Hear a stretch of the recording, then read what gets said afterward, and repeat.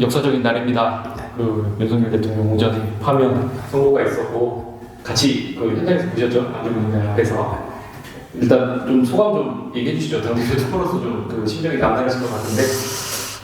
참 애태웠죠. 진양쌈이라고 할까요? 갑작스럽게 5대3 헌법재판관이 나누는 언론 보도가 있으면서 세력간 다툼이 격화됐어요. 걱정 많이 하셨는데 저는 8대 빵 항상 주장했거든요. 왜? 헌법재판관들의 지성인이잖아요. 그분들이 대한민국을 지켜내는 최후의 법률포, 최후 심판자들이죠. 그래서 믿었는데 믿음대로 됐습니다. 오늘 너무 기뻤고요. 특히 완주군청 그 앞마당에서 있었던 오늘 완주 국민들의 기쁨 현장을 제가 함께 누리고 왔습니다. 오늘 4월 4일이잖아요. 공직선거법에서 헌법재판소가 오늘 파면 결정하고 한 60일 이내로 이렇게 규정하고 있습니다. 35조에 규정되어 있는데요. 그러면은 6월 3일입니다. 60일째가 그날 화요일이거든요. 근데 대부분의 대한민국 국민들은 선거를 하도 많이 치러보다 보니까 그 수요일 날 하는데 화요일 날은 못 오는 거 아니냐 이렇게 염려하시는데요. 보궐선거는 정기적인 임기 만료 정쟁 선거와 달리 보궐선거의 날짜는 국무총리가 이제 대행하니까요. 국무총리와 선거관리위원회가 합의해서 결정하는데 6월 3일 날 이루어지지 않을까. 그날이 화요일입니다. 60일째인데요. 큰 변동이 없겠네요. 네, 그렇게 되는 것을 좀 사례로 우리가 좀 알아보면은 박근혜 전 대통령이 탄핵되고 그날이 3월 10일이었거든요. 그리고 5월 9일 날 대통령 선거가 있었죠. 60일인데 조금 더 넘은 것 같아요. 아니요, 60일 이내입니다. 그게 화요일이었어요. 이내요? 네, 그래서 6월 3일 날 있을 것으로 예상합니다. 그럼 혹시 약간 조정이 될 수도 있겠네요. 당겨질 수도 있고. 뒤로는 못 가고요. 앞으로는 올 수 있는데 지금 대통령 선거인 만큼 시간이 최대한 보장이 돼야 되는데 그 기간 60일이잖아요. 아마 풀로 사용하지 않을까.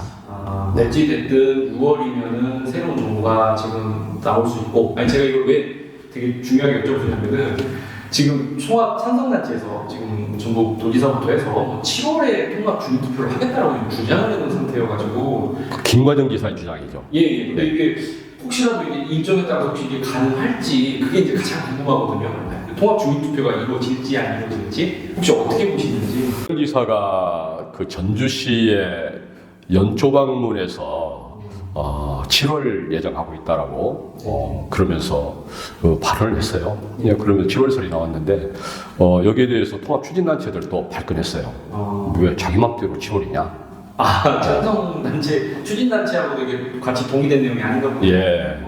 근데 이거 같은 자신감이 나오는 배경은 본인이 지금까지 어떤 도정의 모습과 좀 비슷한 것 같아요. 자기는 도정 잘한다고 생각하는 거죠. 좀 이렇게 자기 의도대로 좀.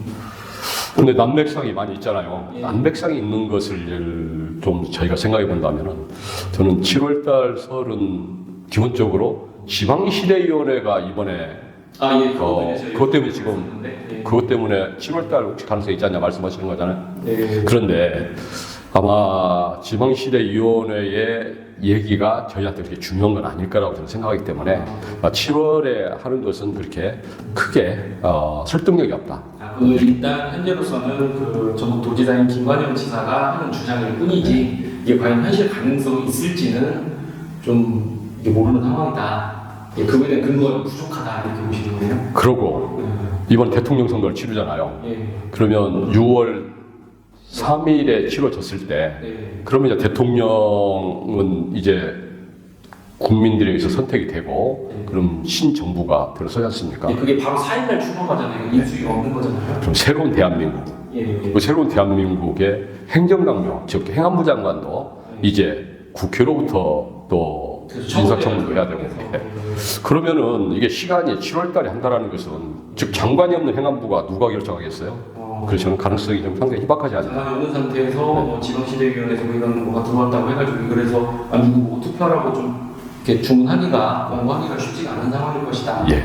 굉장히 상식적인 이야기인 것 같은데 왜 통합 추진하는 데서 주민투표를 어떻게든 지금 하려고 하고 있는 상황이어서 사실 오늘 그거 저희 파면선거 나오고 네. 아는 분이 오셔갖고 주민투표는 그래도 하지 않겠습니까? 이런 얘기를 하시니까 이게 어떻게 보면은 그런 통합 추진한테 여론전에 완전 국민들 일부도 꽤 설득이 되어 있어서 이런 말씀을 하시는 거 아닌가 싶거든요. 혹시 뭐 그런 지금 완주군 내에서 받아들이는 상황 어떻게 바라보고 계십니까? 저도 이 통합 추진단체에 지금 추진하는 그 책임자들하고 좀 소통도 하고 관내에서 또 반대단체하고도 계속적으로 뭐 정보를 공유하고 있잖아요. 네. 그런데 실질적으로 이 지방시대위원회가 이와 같은 공고 내지는 이제 행안부에 제출한 내용이 있죠. 네. 이 내용이 갖는 구속력 크지 않습니다. 아, 구속력이? 예, 왜냐하면은 장관에 그냥 건의하는 거죠. 결정권 있는 게 아니잖아요. 네, 네. 근데 이제 이런 사례를 한번 말씀드릴게요. 과거에 청원군과 청주시가 통합됐잖아요. 네. 그때 제가 그거 작년 6월 20일 날 제 김대웅재단 식구들과 함께 청원군, 구청원군을 방문했었어요. 네. 그곳에 책임 있는 분께서 이렇게 말씀 주셨어요. 당시에 대단히 이 투표를 끌어내는데 어려웠다. 그분이 찬성했던 분이에요. 아, 네. 그 행안부에서 네. 주민투표 권고하는 그 과정이 쉽지 않았다. 예. 그냥 하지 마라. 왜? 투표해봤자 안 되는데 왜 하냐? 아, 즉 그게 행안부가 가지고 있는 기본 베이스입니다. 아, 일단 권고한다는 거는 이게 성공할 가능성이 높다는 걸 전제하고 권고를 한다는 거죠? 그렇죠. 완주군민 입장에서 보면은 완주군에 우리 세금으로 조성된 예산 중에 8억을 예. 아, 그 선거비용 내야 됩니다. 하려면 한 8억 정도가 드는 거네요.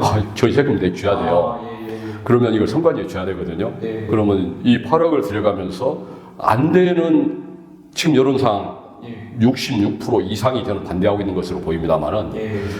안 되는 주민투표를 즉 부결되는 주민투표를 행안부가 권고할 리가 없다. 아, 무리하게 추진할 이유가 없다. 예. 아, 예. 그 차관 넘는데 그거 차관이 그거 하라고 해가지고 행안부에서도 그러면 그쪽 공무원들 입장에서도 담당자들도 굉장히 큰 부담을 안을 수 있는 거기 때문에 네. 그리고 보통 이게 새 정부 들어오고 장관 임명하려면 꽤 시간이 많이 걸리지 않나요? 걸리죠. 뭐 이게 사안이 첨예할수록 네. 뭐 몇 달 가는 경우도 있던데 이게 뭐 예를 들어 7월이라고 하면 한 달 안에 장관이 오고 뭐 이런 것들이 전국 수습이 돼야 될 건데 이게 현실적으로 좀 불가능하지 않을까 이런 부분은 그렇게 보이네요.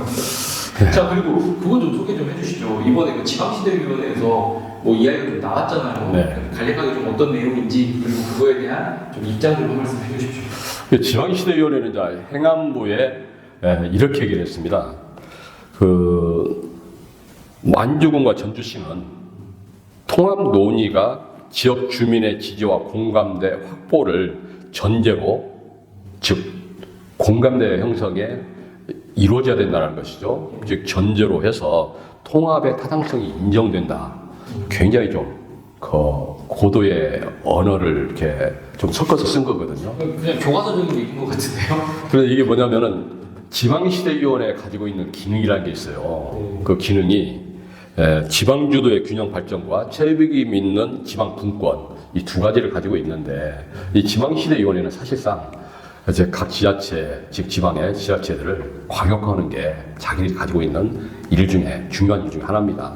그런 만큼 그 사람들은 통합하는 것을 권장을 하죠. 아, 그 정부에서 기본적으로 통합을 권장하는 게 지방시대위원회 존재 목적이고요. 정부 입장에서 보통교부세라는 걸 제가 여러 번 말씀 올렸는데 정부가 이제 지방 재정에 좀 꼭 필요하면서 부족한 부분 채워주는 정부 재정 지원할 때요. 기초자치단체가 적으면 적을수록 예산 적게 들겠죠. 즉 그거를 이제 광역화를 통해서 이루겠다. 좀 이런 하나의 지방시대위원회 가지고 있는 룰이 있습니다만은 이 사람들 그렇게 얘기를 했어요. 즉 여기에 공감대 형성이라고 하는 전제를 걸었을 때 현재 유이태 완주구수께서 이렇게 말씀하셨죠. 꼭 투표로 가지 말고 이거를 여론조사 이런 방법을 통해서 하고 아니면은 완주군 의회 즉 지방의 의결을 거쳐서 결정하는 것도 방법이다. 이렇게 얘기를 했어요. 즉 투표로 가지 말자라는 얘기는. 저는 그런 점에서 공감을 하고요. 특히 또 완주군의 의장 역시 지금 통합론이 시작이 완주 국민이 통합을 건의했다라고 얘기를 자꾸 주장하는데 단체에서는 도지사는 그렇게 주장을 하죠. 그러죠. 그런 실질적으로는 김관영 도지사와 우범기 시장이 지 맘대로 공약화해가지고 완주군민에게 물어보지도 않았잖아요. 자기들 맘대로 그냥 완주, 전주하고 통합시키겠다. 그러니까 주민주도가 아니고 정치인주도였던 건데 사실 정치 통합이죠. 이제 이런 주장을 했기 때문에 이런 부분들에 대해서 이제 반발을 저희가 했죠. 지방시대위원회에 대해서. 그러면 지방시대위원회에게는 뭐 의견이 또 그럴 것이다라고 볼 것이고 이제 규칙가 주목되는 것은 행안부 장관이 어떠한 결정하냐 좀 이런 순서가 남아 있는 것 같습니다. 네. 그러면은 일단 말씀하신 거 요약해보면은 지방시대위원회 의견을 그 의견 자체보다도 그 지방시대위원회 원래 존재 목적을 감안하고 좀 봐야 되는 부분이 있고 그리고 그런 면에서 봤었을 때 이런 의견이 전하는 메시지는 그 어떻게 보면 완주군민들 입장에서는 크게 의미 부여할 게 없는 그냥 평이한 자기들의 의례적인 일을 이야기를 한 거라고 해석해보는 것도 하나의 방법이겠네요. 그렇습니다. 예. 완주군민 하여튼 저희 10만 시대 이제 저희 열어가잖아요. 이제 완주군 잘 지켜서 더 행복한 완주군 될 수 있도록 서로가 힘을 합쳤으면 합니다. 고맙습니다.